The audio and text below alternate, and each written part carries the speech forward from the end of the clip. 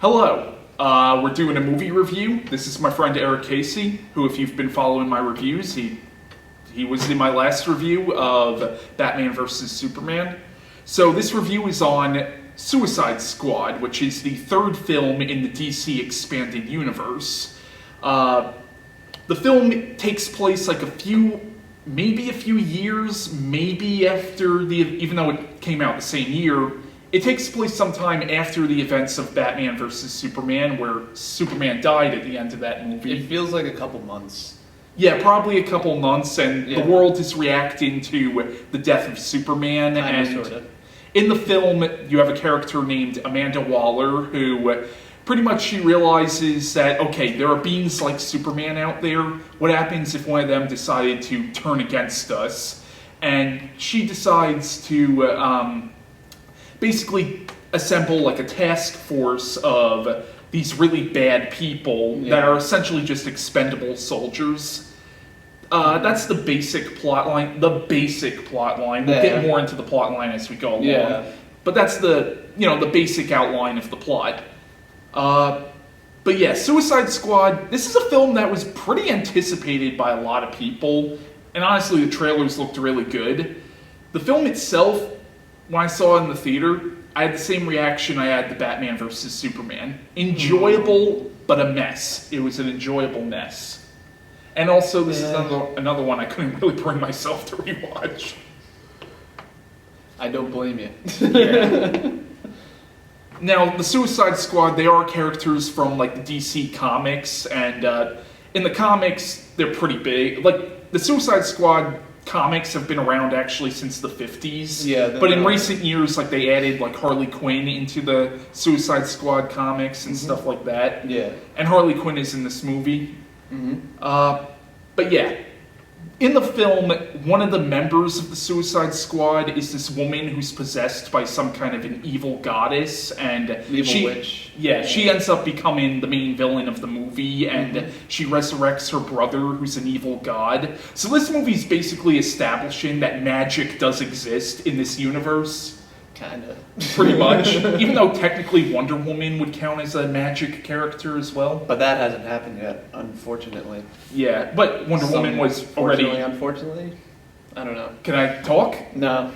But as I was saying, Wonder Woman was introduced in Batman vs. Superman already. Technically, she would count as a magical character. Yeah, but they didn't explain anything like the Lasso of Truth. Everyone just thought, oh, it's just a glowy rope thing, cool. But long story short, this movie pretty much establishes that magic does exist in this universe, and this evil witch, I can't say her name, Enchantress. For some reason, I can't roll off my tongue for some reason right now. It's okay. But she ends up being the main villain of the movie, and the Suicide Squad have to stop her. Basically. That's the plot in a nutshell. Pretty much. Yeah. But what did you think of the movie again? I know I said it was a mess, but did you even bring up your thoughts on the movie? Again, I concur. To me, it's the same as Man of Steel and Batman vs. Superman. There's entertaining value out of it. There's some good moments, but it's Man of Steel is a good movie. Stop shitting on Man of Steel. Okay? I will not. I have standards, damn it. So do I, and I think Man of Steel is good.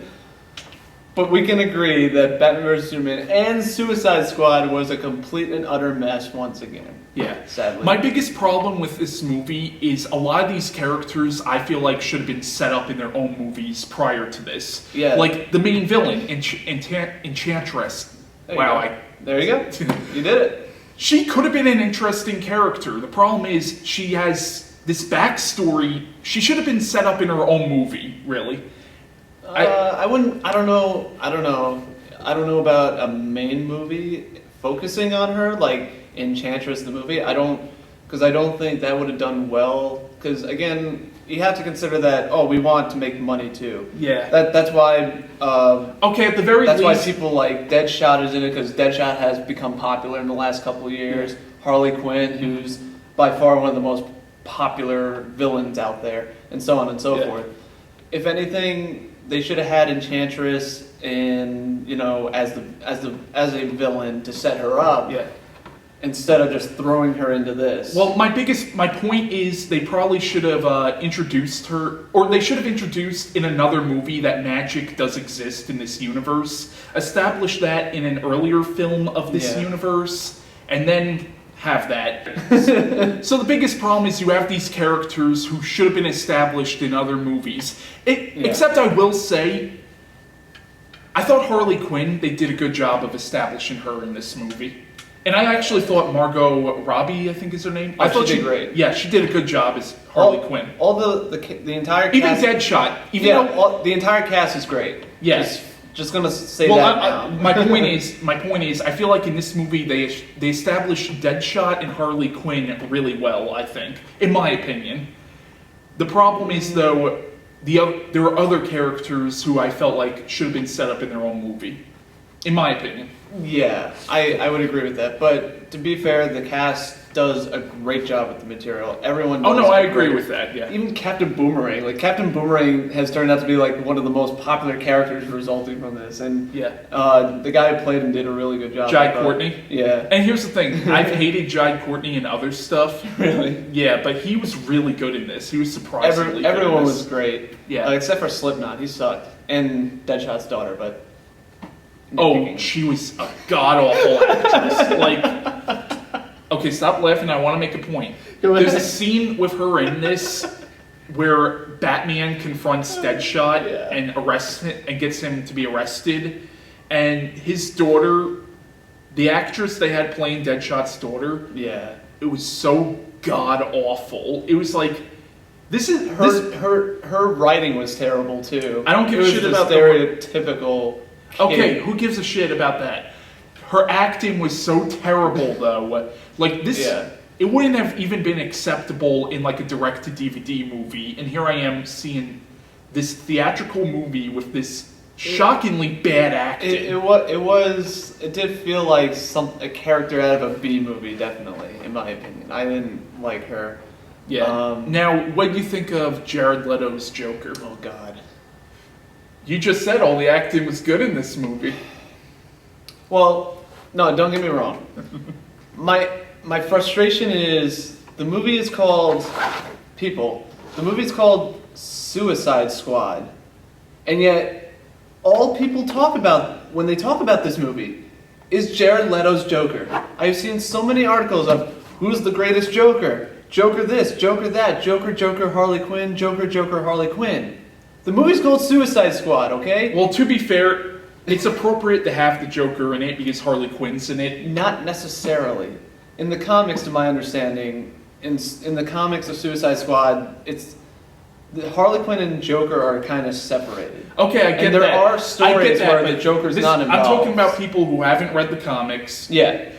I get it. No, believe me, it was kind of necessary to establish, okay, in the flashback sequences that Harley Quinn has, it was necessary to have the Joker in that because the Joker is such a big part of Harley Quinn's backstory. I would agree with you if he played a bigger role in the plot, but the problem is he was completely useless to the plot. He was just kind of there. He just shows up whenever he feels like. I understand he's trying to get Harley Quinn back, but like he goes after these like mobster guys for some reason on the side, and it's like, why? Why'd you kill this guy? Why are you sitting on this guy's lap and growling at him? Aren't you trying to get Harley Quinn back? Why? Mm-hmm. And then when he does show, well, I'll hold that off later. But no, I felt like Jared Leto's Joker was fine. I'm not a fan of the costume design of him, but I didn't mind him.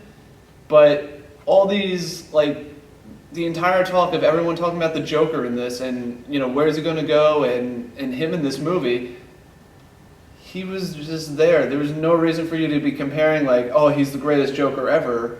There were people saying that, and I'm like, really? Yeah, some people are saying that, like, oh, he's great. And I'm like, how can you gauge a performance when he's barely in the movie and barely involved in the plot? Can we focus on Suicide Squad, the actual squad? I also want to bring up. The movie seems to have this theme of family. Like, even at the end, they're saying, like, the demon characters, like, this, you guys are my family. you guys haven't known each other enough yet to call yourselves... No, that I actually disagree with. I think... Okay, let me finish my point, and then you can disagree with me. Okay. My point is, I feel like they didn't really get to know... They got to know each other, but they didn't get to know each other enough for him to be calling them his family. I felt like, in order to establish a whole family thing, have that be in a sequel, or have that be in like a third film, so you have other films... when Harley Quinn says, "You hurt my friends," and stuff like that? Or... Even that. Like, just the fact that they're considering themselves friends and family so quickly. Yeah. No, I feel like it would have been better, you have that be in a sequel, like, when you have these characters have been on more missions together, and like, establish them more as a unit, before you have Harley Quinn saying, "These are my friends," and having the demon characters say, "You guys are my family," like that sort of thing. Okay, I concede with that. Because my biggest problem is that these are villains, and yet the writers and directors made them out to be heroes.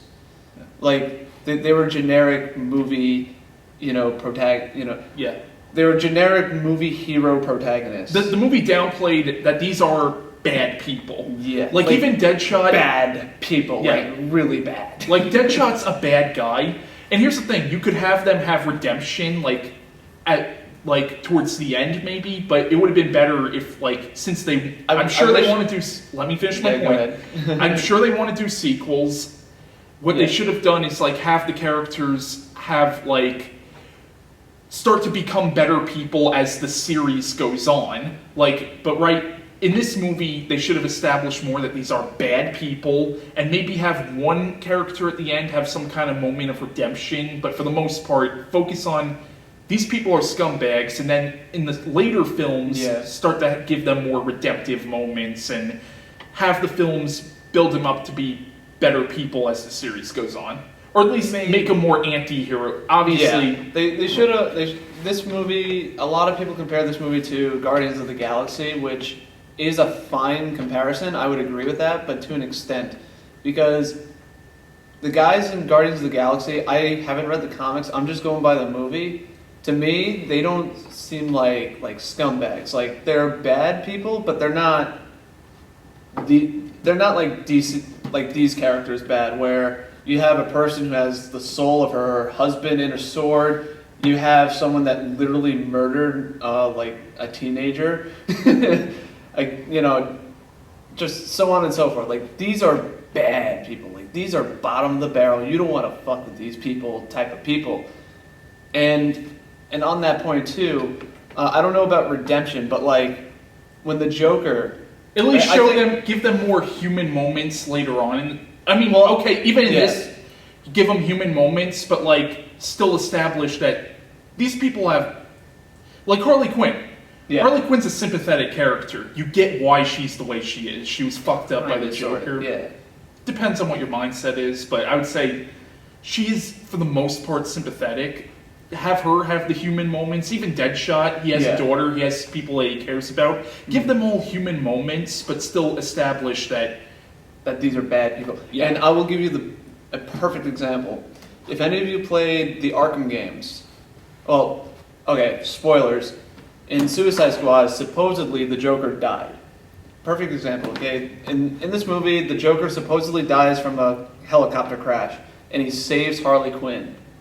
And she kind of has a little sad moment.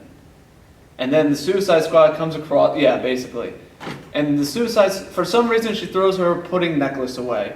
And she comes across the Suicide Squad, and she just rejoins them. Yeah. Now... in the Arkham games, spoilers if you haven't played Batman Arkham City, the Joker dies. And there's a follow-up story DLC continuing that storyline. And basically, Harley Quinn goes insane. She supposedly... more than she already was? Yes. She basically tries to commit suicide and tries to take Batman with her. She puts on widow makeup and stuff like that. They redesigned her character a bit to kind of make her look like her normal Harley Quinn outfit, but they made it into a woman in mourning type of thing. She's extreme death of a loved one and the whole thing. But the point is that she goes absolutely bonkers throughout the entire storyline. She completely takes over Joker's Island and reestablishes and just remakes everything. That, and also supposedly she had a false positive on a potential Joker baby. So she had that to deal with, and the Joker dying. Her mind's just gone at that point, And so this movie really misses an opportunity like that, where they could have taken Harley Quinn down a interesting path where maybe she goes solo or something. Like, she would be way more devastated when she thought the Joker was dead and not rejoin the Suicide Squad at the end, in my opinion. She would have been just so emotionally compromised. I do want to bring up Harley Quinn and the Joker's relationship in this, which I think they downplayed the fact that it's supposed to be an abusive relationship. Without question. Yeah, because for one, the Joker doesn't care about Harley Quinn. The Joker only cares about Batman. Okay, maybe in his own fucked up way, but what I'm trying to say, and let me finish my point. To me, the Joker, the whole point of the Joker is that he almost wouldn't exist without Batman. Yes. Like, that's the whole vibe I get from it, and everything he does is for Batman. Yes. So really, the way I see it, he kind of uses Harley Quinn as a means to an end. At least that's the vibe you get from the animated series and the comics and all that. In this, they kind of treat their relationship like generic movie relationship character. More equal. But the Joker doesn't view Harley Quinn as an equal. He abuses her. In the animated series and in the comics, he freaking abuses her. The whole point of their relationship is that it's supposed to be a reflection of abusive relationships and the psychological effects it has on whatever party involved is being abused. Right, and that's the other thing too, is the interesting storyline of how Harley Quinn became Harley Quinn, where for some reason she falls in love with the Joker, which they show kind of sorta in a flashback, but that's like a movie in on itself, focusing just on Harley Quinn and explaining how she fell in love with the Joker, which is, again, a missed opportunity because you're throwing her in this instead of giving us the individual movie that explains all this, and then you can smoothly transition into this. Mm-hmm. Well, but again, though, you have to consider, though, too, I bring up the storyline of Harley Quinn going insane when the Joker dies. Again, in the Suicide comics, to my understanding, the Joker and Harley Quinn are separate. She's trying to go solo, and the Joker is constantly trying to get her back. They don't play that up at all. She's, they're still just trying to get with one another. And, that's one of the interesting things about the Suicide Squad's stories, is the fact that Harley Quinn hates the Joker when she was a part of the Suicide Squad. Even the Suicide Squad animated movie, Assault on Arkham. Yeah. Like that. Why couldn't we have that?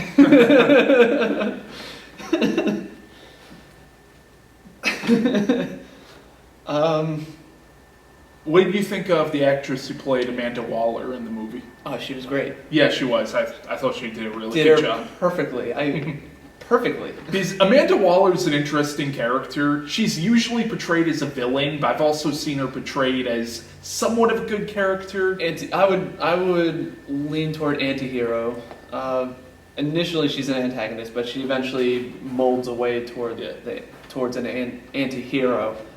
But Amanda Waller in the comics, in the Justice League animated series, is a fucking piece of shit. She's a bad person. I would argue she's even worse than the people in the Suicide Squad.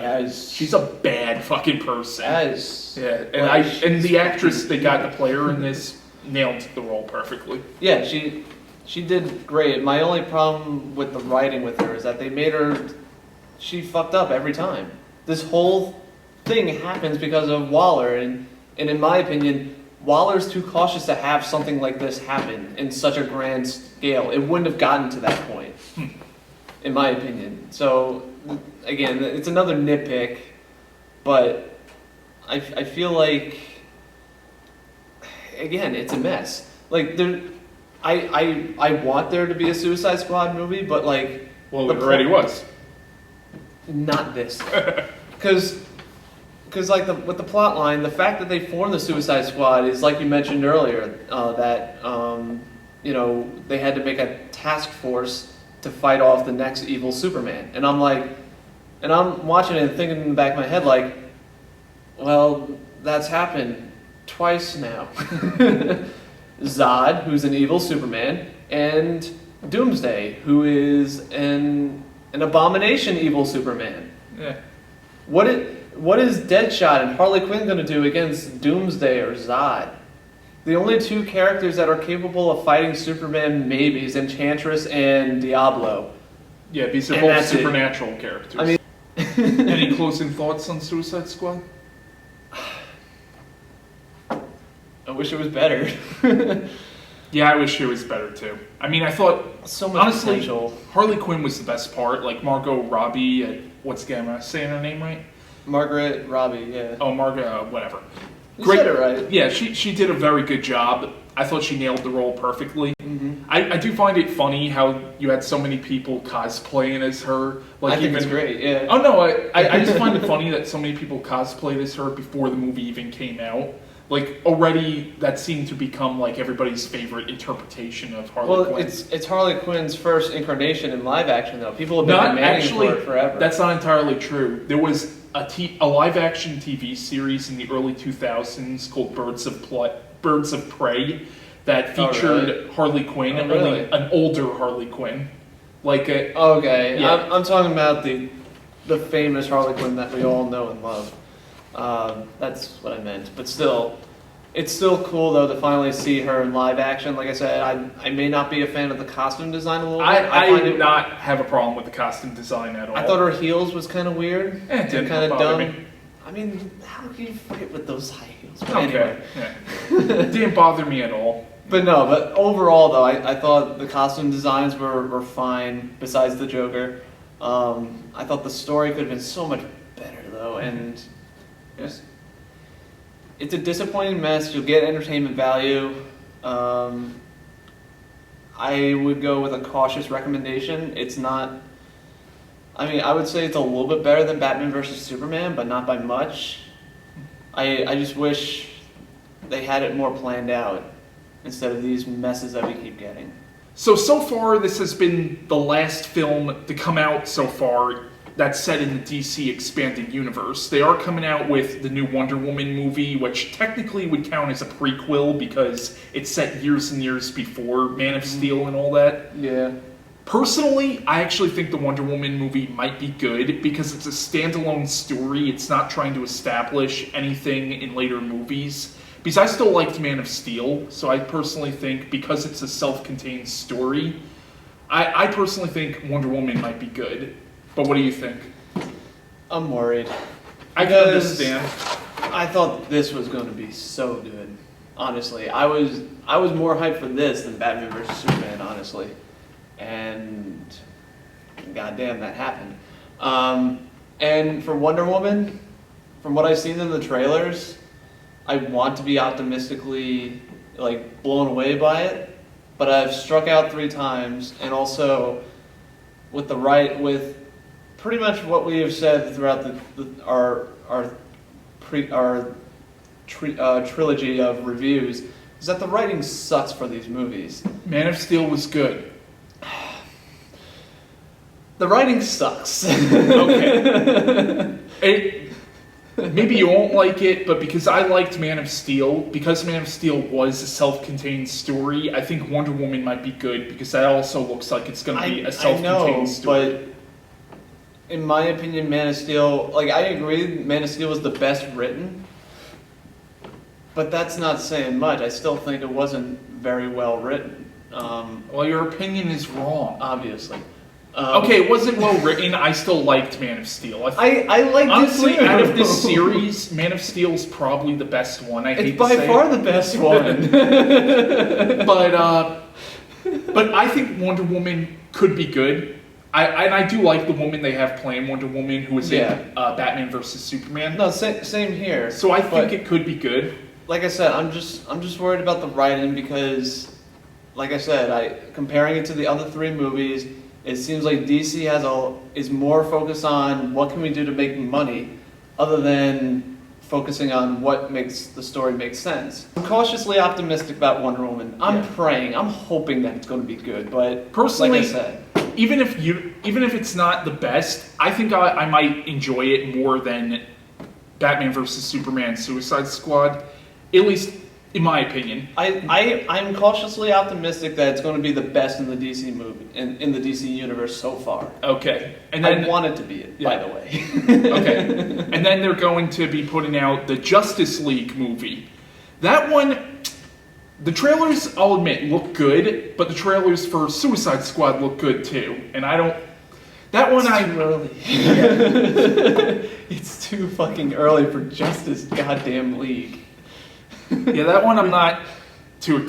I'm still definitely going to see it. Of course I am, but still, like... I'm not too excited about that one. It's going to be Batman vs. Superman again, where they're going to have Cyborg, Aquaman, Flash, and all that, and they're going to establish all those characters all in that one goddamn movie, and it's just going to be a mess again. I'm telling you. And then, as for future movies...